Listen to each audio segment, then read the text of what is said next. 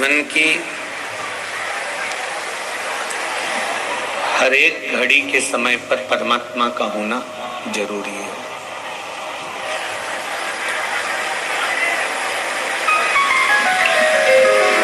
जब द्रौपदी की साड़ी खींची गई थी, सारा परिवार पास में बैठा हुआ था, पर कोई साथ देने वाला नहीं था।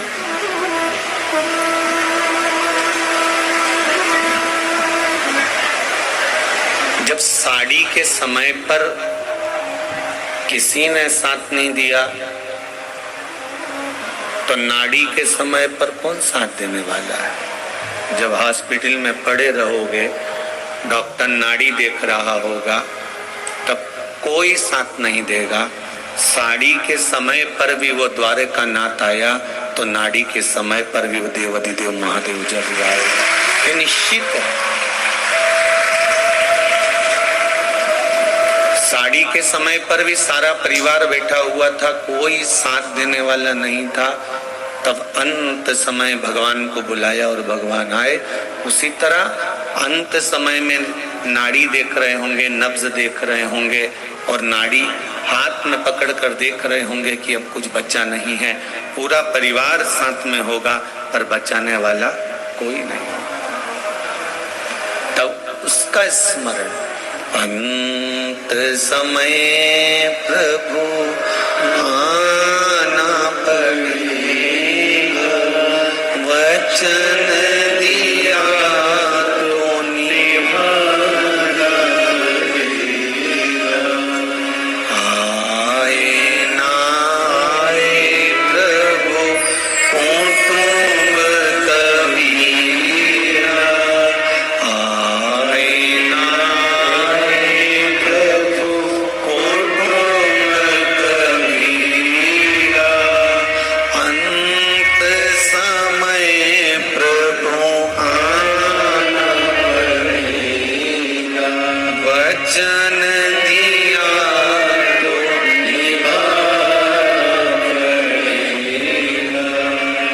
समय कोई आएगा नहीं आएगा,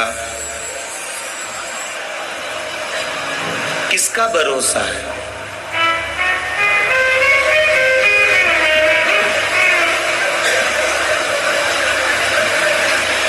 जब कर्जा होता है परिवार में, पूरे परिवार के अंदर आप मांग कर देखना कि मेरा जेठ जी के पास में इतनी जायदाद है, मेरे देवर के पास में इतना धन है, मेरे नंदोई के पास में इतना पैसा है, मेरे काका ससुर के यहाँ पर 4 व्हीलर गाड़ियाँ हैं, मेरी बुआ सास के यहाँ पर इतना है, मेरे पड़ोसी के यहाँ पर इतना है। सबके पास जाना और कहना मेरा 25 लाख का, 50 लाख का, 10 लाख का कर्जा है, चुका दो। कोई चुकाएगा? कोई नहीं।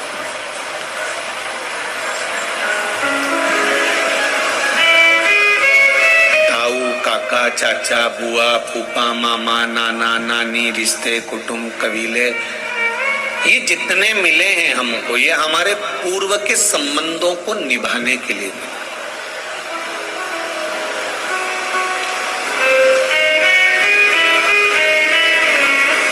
पूर्व का संबंध निभाने के लिए इनको भगवान ने हमारे साथ लगाया है कि ये तेरे मामा जी बनेंगे, ये तेरी बुआ जी बनेंगे, ये तेरे चाचा बनेंगे, ये तेरे ताऊ बनेंगे, ये तेरे काका बनेंगे, ये तेरे पिता बनेंगे, ये तेरी माता बनेंगी, ये तेरी बहन बनेगी, ये भाई बनेगा।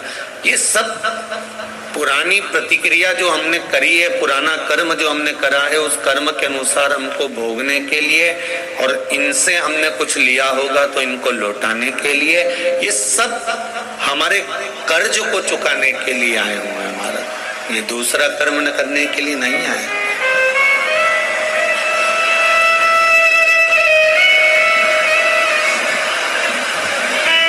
कितना बड़ा भी परिवार हो, पर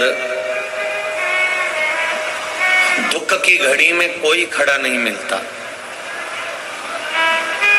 दुख की घड़ी से मतलब कोई मर गया तो भले खड़े हो जाएंगे, कोई चला गया तो भले खड़े हो जाएंगे, पर जहां अब तुम खुद अंदाजा लगा कर रखिए, तुम्हारे बेटा बेटी का संबंध हुआ और वो संबंध में तलाक हो रहा है, जिसने संबंध कराया तुम्हारे रिश्तेदार ने, उसी से कहो ना कि भैया इसको सुलझाओ ना तुम, तो वो कह देगा हम क्या करें भैया, हमने तो लड़की अच्छी देखी थी, हमने तो लड़का अच्छा देखा था, हमने तो संबंध अच्छा देखा था, हमने थोड़ी ना ये कहा था कि तुम करो ही सही।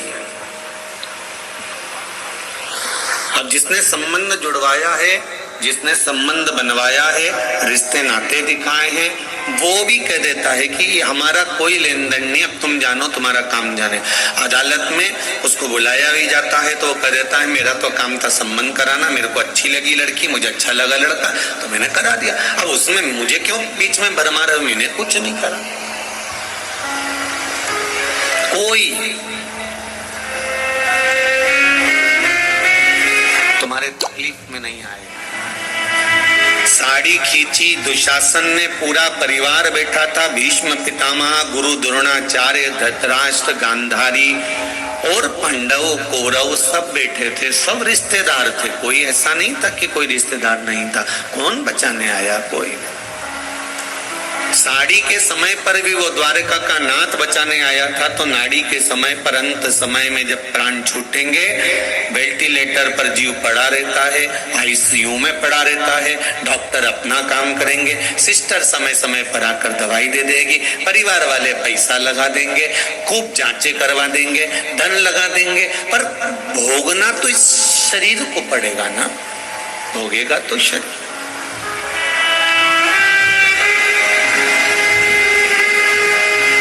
महाराज,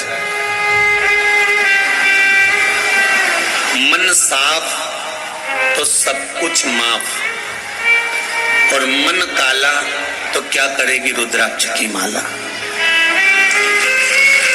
विचार करिएगा जरा। अगर मन साफ है तो सब कुछ माफ है, और अगर मन काला है तो क्या करेगी रुद्राक्ष की माला। कितने भी रुद्राक्ष पहन लो, कितनी बड़ी बड़ी भी माला पहन लो, वो रुद्राक्ष की माला फिर कोई असर नहीं दिखाएगी। एक मुखी रुद्राक्ष और एक मुखी मनुष्य मिलना बहुत कठिन है महाराज। एक मुखी रुद्राक्ष भी नहीं मिलता और एक मुखी मनुष्य भी नहीं मिलता जो अपनी बात पर टिका रहे, अपनी बात पर अड़ा रहे कि हाँ ये होगा। हम तो उस शिव के भरोसे पर छाती ठोक कर कह देते हैं कि तुम लोटा भरकर जल चढ़ाओ, एक बेलपत्री शिव जी को चढ़ाओ, एक चावल का दाना या एक पुष्प की पंखड़ी भी अगर शंकर भगवान को चढ़ा रहे हो तो मेरा तो विश्वास करता है कि वो दुख की घड़ी में संकट काटने जरूर खड़ा रहेगा, ये निश्चित है।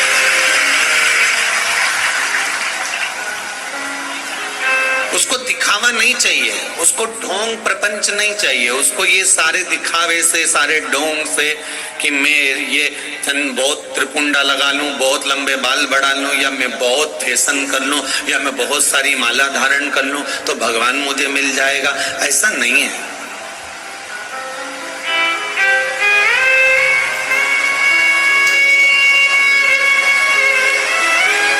बहुत श्रृंगार की भी जरूरत नहीं पड़ती उसको पाने के लिए।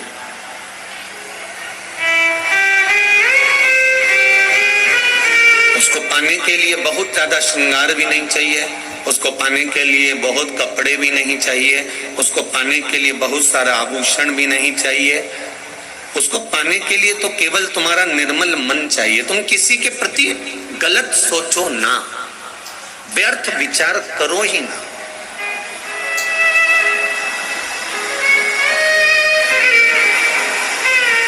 दिन भर मुख से आड़ा टेढ़ा निकलता रहता।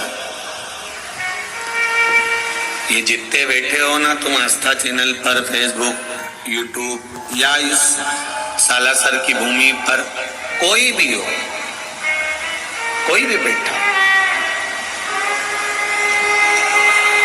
दिन भर हमारे मुंह से, हमारे मुख से बहुत सारी बातें निकलती है, बहुत सारे शब्द निकलते हैं, किसी के लिए अच्छा, किसी के लिए बुरा, किसी के लिए भलाई का, किसी के लिए बुराई का।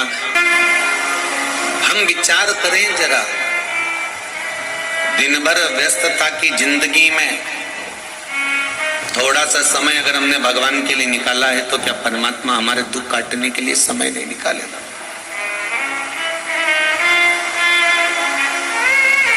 वीडियो पसंद आया तो लाइक करें, शेयर करें और चैनल को सब्सक्राइब करें।